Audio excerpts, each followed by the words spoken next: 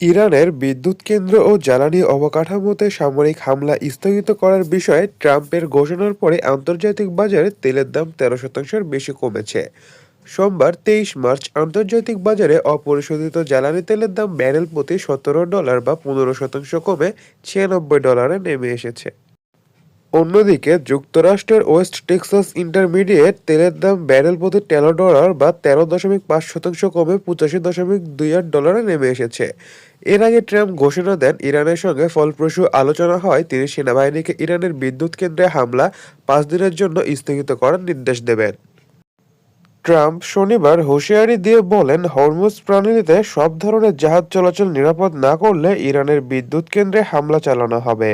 এদিকে বিশ্বের মোট জ্বালানি তেল ও এনএলজি সরবরাহের প্রায় ১/৫ হরমুজ প্রণালী দিয়ে পরিবাহিত হয়।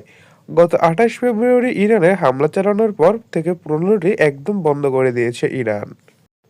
এরই ফলস্বরূপ যুদ্ধ শুরুর পর বিশ্ববাজারে তেলের দাম ব্যারেলে $১০০ ছাড়ায়, কখনো কখনো তা যুদ্ধের আগের তুলনায় ৫০% বেশি বাড়িয়েছে।